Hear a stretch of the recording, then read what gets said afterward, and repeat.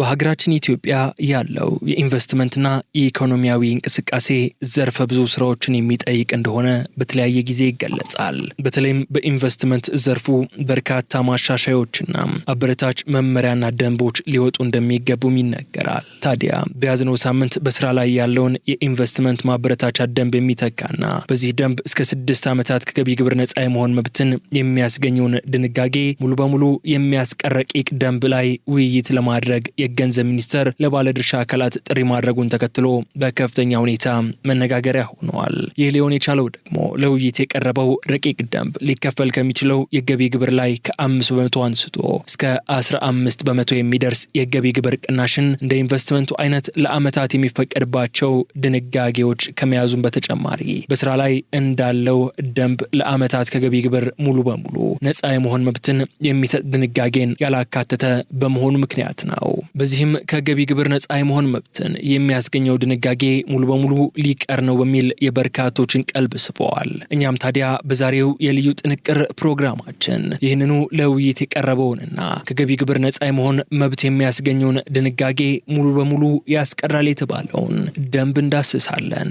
የሚተካው ማለትም የቀደመው የኢንቨስትመንት የማበረታቻ ደንብ ቁጥር 517/2014 ምን ማበረታቻዎችን ይሰጥ ነበር? በአሁኑስ የትኞቹ ቀሪ ተደረጉ የሚለውንም እነግራችኋለን። እናንተም የዩቲዩብ ገጻችንን ላይክ፣ ሼር እና ሰብስክራይብ በማድረግ አብሮነታችሁን እንድታሳዩም ብሎም በፕሮግራሙ ላይ ያላችሁን አስተያየት በኮመንት መስጫ ሳጥኑ ላይ እንድታስቀምጡልን በአክብሮት እየጠየቅን ከአፍታ መሸጋገሪያ በኋላ ተመልሰን እንገናኛለን። አብራችሁን ቆዩ።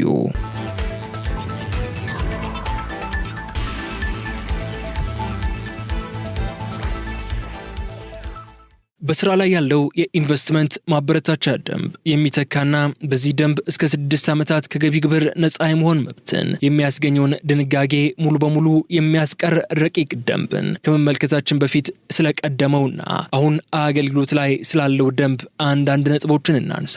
በሚኒስትሮች ምክር ቤት የወጣው የኢንቨስትመንት ማበረታቻ ደንብ ቁጥር 517/2014 መሰረት ለማበረታቻ ብቁ ለሆኑ ኢንቨስትመንቶች የሚሰጥ ከገቢ ግብር ወይንም ቀረጥ ነፃ መብትን ሲሆን ከገቢ ግብር ነፃ የመሆኛ ዘመን መቆጠር የሚጀምረው ደግሞ አዲስ ኢንቨስትመንት ከሆነ ባለሀብቱ የንግድ ፍቃድ ከወሰደበት ወይንም ነባር ኢንቨስትመንት ከሆነ ደግሞ ማስፋፊያ ፍቃድ ከወሰደበት ቀን አንስቶ እንደሆነ ተደንግጓል። ታዲያ በዚህ ደንብ መሰረት በየደረጃው ያሉ ኢንዱስትሪዎች ለምሳሌ የምግብ ኢንዱስትሪዎች በአዲስ አበባና አዲስ አበባ ዙሪያ የኦሮሚያ ልዩ ዞን ላይ ከሆኑ ከ2 እስከ 3 ዓመት፣ በሌሎች አካባቢዎች ከሆኑ ደግሞ ከ4 እስከ 5 ዓመት የገቢ ግብር ማበረታቻዎችን ያገኙ ነበር። የመጠጥ ኢንዱስትሪዎች በአዲስ አበባና አዲስ አበባ ዙሪያ የኦሮሚያ ልዩ ዞን ላይ ከሆኑ ከ1 እስከ 3 ዓመት፣ በሌሎች አካባቢዎች ከሆኑ ደግሞ ከ2 እስከ 4 ዓመት የገቢ ግብር ማበረታቻዎችን ያገኙ ነበር። የጨርቃ ጨርቅና ስፌት ውጤቶች ኢንዱስትሪ ደግሞ በአዲስ አበባና አዲስ አበባ ዙሪያ የኦሮሚያ ልዩ ዞን ላይ ከሆኑ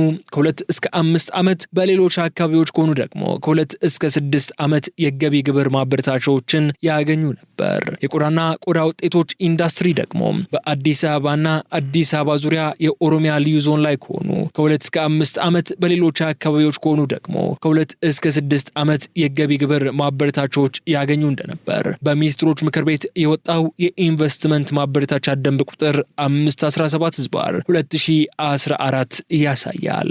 ታዲያ አሁን ይህ የሚኒስትሮች ምክር ቤት ያዘጋጀውና የገንዘብ ሚኒስቴር ድረገጽ ላይ የተጫነው የኢንቨስትመንት ማበረታቻ ረቂቅ ደንብ በልዩ ልዩ የኢኮኖሚ ዞኖችና ከኢኮኖሚ ዞኖች ውጪ ለሚሰማሩ ኢንቨስተሮች ስታርት አፖች የሚደረጉ የገቢ ግብር ምጣኔ ማሻሻያዎችን ይዟል። ማለትም እንደ ምሳሌ ቀደም ሲል ያነሳናቸውን ማበረታቻዎች ላይ ማሻሻያ ይዞ መጥቷል። ከዚህ በተጨማሪ የተለያዩ ድንጋጌዎችም በደንቡ ላይ የተካተቱ ሲሆን በረቂቅ ደንቡ ከልዩ የኢኮኖሚ ዞን ውጪ ባለ ኢንቨስትመንት ምርት ወይንም አገልግሎት ውጪ የሚልክ ባለሀብት በዚያው ዓመት ግብር በሚከፍልበት ገቢ ላይ 10 በመቶ የንግድ ትርፍ ግብር ይከፍላል እንደሚልም ተገልጿል። በሚኒስትሮች ምክር ቤት የኢንቨስትመንት ማበረታቻ ደንብ ቁጥር 517/2014 መሰረት ከኢንዱስትሪ ፓርክ ውጭ ያለን ኢንቨስትመንት ቢያንስ 50 በመቶ የሚሆነውን ምርቱን ወይንም አገልግሎቱን ወደ ውጭ የሚልክ ወይንም ምርቱና አገልግሎቱን ወደ ውጭ ለሚልክ ባለሀብት በምርት ወይም በአገልግሎት ግብአትነት የሚያቀርብ ከሆነ ከገቢ ግብር ነፃ የመሆን ማበረታቻና ለአንድ ጊዜ ለ2 ዓመት የሚያገለግል ከገቢ ግብር ነፃ እንደሚሆን ይደነግግ ነበር። ከዚህ በተጨማሪ በኢንዱስትሪ ፓርክ ውስጥ ኢንቨስት ያደረገ ባለሀብት ባለሀብት ካቋቋመው የማምረቻ ፋብሪካ 80% ወይንም ከዚያ በላይ የሚሆነውን ምርት ወደ ውጭ ሲላክ ወይንም ምርቱን ወደ ውጭ ለሚልክ ባለሀብት በምርት ግብዓትነት የሚያቀርብ ከሆነ ከዚህ ደንብ ጋር በተያያዘው ሰንጠረዥ ከተፈቀደለት በተጨማሪ በአንድ ጊዜ ለ2 ዓመት ከገቢ ግብር ነፃ የመሆን ማበረታቻ እንደሚያገኝ ይደነግጋል።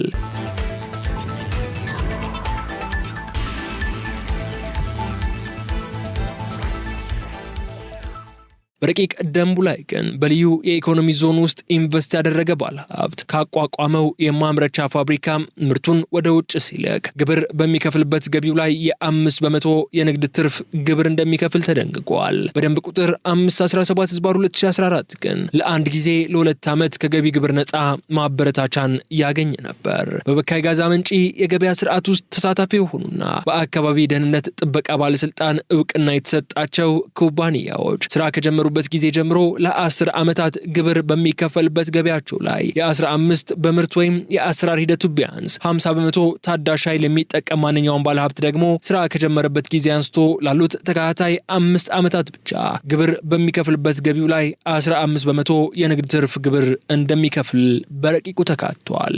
በአዲስ አበባ ከተማና በኦሮሚያ ክልል ሸገር ከተማ አስተዳደር የልዩ ኢኮኖሚ ዞን አልሚና ንዑስ አልሚዎች ግብር ከሚከፍሉበት ዓመታዊ ገቢያቸው ላይ ስራ ከጀመሩበት ቀን ጀምሮ ለሚቆጠሩ 10 ዓመታት የ5% የገቢ ግብር ምጣኔ ቅናሽ ይደረግላቸዋል የተባለም ሲሆን ከዚያ በኋላ ባሉት ዓመታት ግን በገቢ ግብር አዋጅ በተነገገው መሰረት የንግድ ትርፍ ግብር እንደሚከፍሉ በረቂቁ ሰፍሯል። በአዲስ አበባና በኦሮሚያ ክልል ሸገር ከተማ አስተዳደር ከሚገኙ ልዩ የኢኮኖሚ ዞኖች ውጪ የሚቋቋሙ ኢንዱስትሪዎች ደግሞ ግብር ከሚከፍሉበት ዓመታዊ ገቢያቸው ላይ ስራ ከጀመሩበት ቀን ጀምሮ ለሚቆጠሩ 15 ዓመታት የ5% የገቢ ግብር ምጣኔ ቅናሽ እንደሚደረግላቸው ከዚያ በኋላ ባሉት ዓመታትም በገቢ ግብር አዋጅ በተነገገው መሰረት የንግድ ትርፍ ግብር እንደሚከፍሉ ለባለ አክሲዮኖች በሚከፍሉት የትርፍ ድርሻ ላይ ከሚከፈል ታክስም ለ5 ዓመታት ከአማራጭ አነስተኛ ግብር ደግሞ ለ10 ዓመታት ነፃ እንደሚሆኑ በረቂቁ ተደንግጓል። በልዩ የኢኮኖሚ ዞን አዋጅ መሰረት የኢንቨስትመንት ቦርድ በልዩ ሁኔታ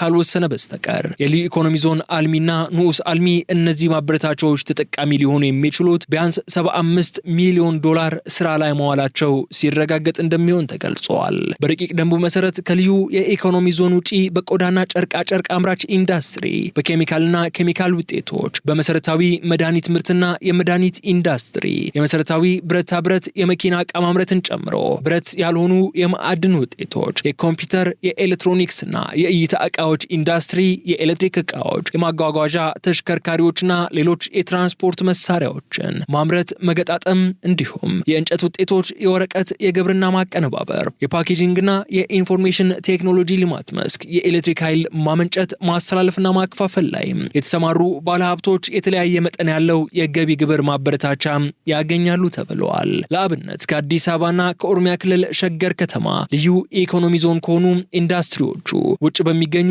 ሌሎች አካባቢዎች ለሚቋቋሙ መሰረታዊ የመድኃኒት ምርትና የመድኃኒት ኢንዱስትሪዎች ለ8 ዓመታት የግብርና ማቀነባበርና ሜካናይዝድ ግብርና፣ የመሰረታዊ ብረታ ብረት ኢንዱስትሪ፣ የመኪና ዕቃ ማምረትን ጨምሮ የኤሌክትሪክ ኃይል ማመንጨት፣ ማስተላለፍና ማከፋፈል ደግሞ ለ6 ዓመታት የ15% የገቢ ግብር ቅናሽ ምጣኔ ተግባራዊ ከሚሆኑባቸው የኢንቨስትመንት መስኮች ተጠቃሽ ናቸው።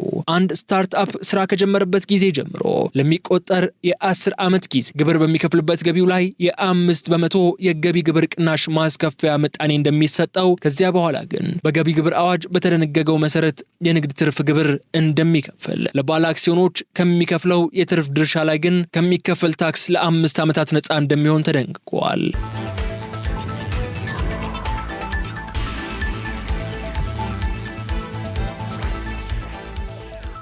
አንድ ኢንቨስተር ስራ በሚጀምርበት ወቅት ለካፒታል ንብረቶች ባወጣው ወጪ ላይ በተወሰነ መቶኛ የሚሰላ ለአንድ ጊዜ ብቻ የሚፈቀድ ተቀናሽ ወጪ የኢንቨስትመንት ካፒታል አሏንስ ተጠቃሚ ለመሆን በትንሹ $1 ሚሊዮን ስራ ላይ መዋል ግዴታ እንደሚሆንበትም ረቂቅ ደንቡ አስፍረዋል። ማንኛውም ባለሀብት በንግድ ስራው ገቢ ውስጥ የተካተተውን ገቢ ለማግኘት በአንድ የግብር ዓመት ውስጥ ከንግድ ስራ እንቅስቃሴ ጋር በተያያዘ ለሳይንሳዊ ምርምር የሚያወጣው ወጪ ተቀናሽ እንደሚደረግም በረቂቁ ላይ ተመላክቷል። አመላክቷል። ለኢንቨስትመንት ዓላማ የሚውሉ ተሽከርካሪዎች የጉምሩክ ቀረጥና ታክስ ማበረታቻ ተጠቃሚ ሆነው ወደ አገር የሚገቡበት ሁኔታ በተመለከተ የፕሮጀክትን አይነትና ባህሪ መሰረት በማድረግ የገንዘብ ሚኒስቴር በሚያወጣው ደንብ እንደሚወሰን ረቂቁ ያሳያል። የገቢ ግብር ማበረታቻ መቆጠር የሚጀምረው ባለሀብቱ ስራ ከጀመረበት ወይንም የንግድ ስራ ፍቃድ ከወሰደበት ቀን አንስቶ ይሆናል ተብሎ የተደነገገ ሲሆን አግባብ ያለው መስሪያ ቤት ባለሀብቱ ስራ የጀመረበትን የንግድ ስራ ፍቃድ የወሰነበትን ቀን ለታክስ ባለስልጣን ማሳወቅ እንዳለበትም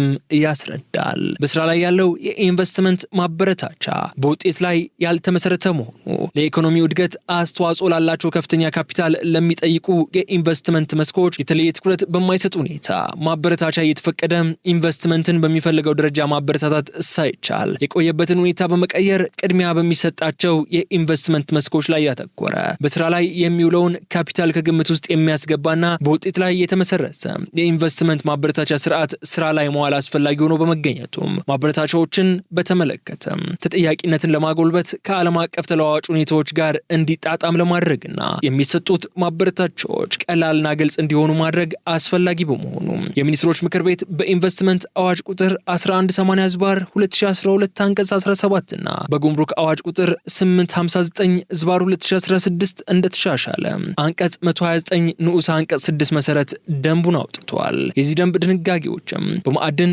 በነዳጅ፣ በተፈጥሮ ጋዝና በጂኦተርማል ኢንቨስትመንት ላይ ተፈጻሚነት እንደሚኖራቸው ደንቡ ላይ ሰፍሯል። ታዲያ ይህንን የኢንቨስትመንት ማበረታቻ ረቂቅ ደንብን በማስመልከት የገንዘብ ሚኒስቴር ከንግዱ ማህበረሰብ ጋር ውይይትን አድርጓል። በአዲሱ የኢንቨስትመንት ማበረታቻ ረቂቅ ደንብ ላይም ከንግዱ ማህበረሰብና የዘርፍ ማህበራት ተወካዮች ጋር በገንዘብ ሚኒስቴር መሰብሰቢያ አዳራሽ ውይይት ተደርጓል። በስራ ላይ ያለው የኢንቨስትመንት ማበረታቻ በውጤት ላይ ያልተመሰረተ ስለሆነ ለኢኮኖሚው እድገት አስተዋጽኦ ላላቸው ከፍተኛ ካፒታል ለሚጠይቁ የኢንቨስትመንት መስኮች የተለየ ትኩረት በማይሰጥ ሁኔታ ማበረታቻ እየተፈቀደ ኢንቨስትመንትን በሚፈለገው ደረጃ ማበረታታት ሳይቻል በመቆየቱ ደንቡን ማሻሻል አስፈላጊ ሆኖ መገኘቱም ተገልጿል።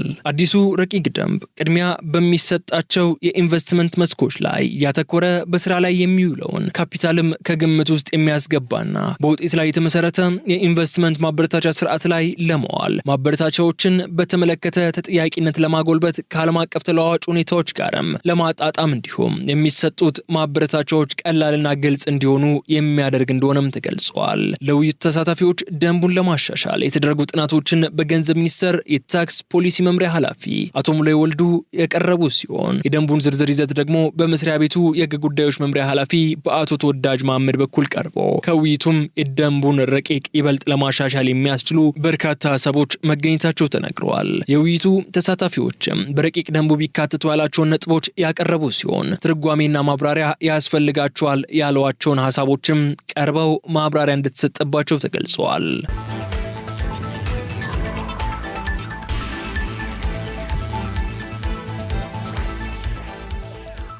የተከበራችሁ ተከታታዮቻችን እኛም ታዲያ በቀጣይ የኢንቨስትመንት ማበረታቻ ረቂቅ ደንብን በማስመልከት የሚወጡ ዝርዝር ጉዳዮችን እየተከታተልን የምናደርሳችሁ ይሆናል እያልን ለዛሬ የነበረን ቆይታ ግን እዚህ ጋር አበቃን። አብራችሁን ስለቆያችሁም እጅግ አድርገን እናመሰግናለን። ሰላም።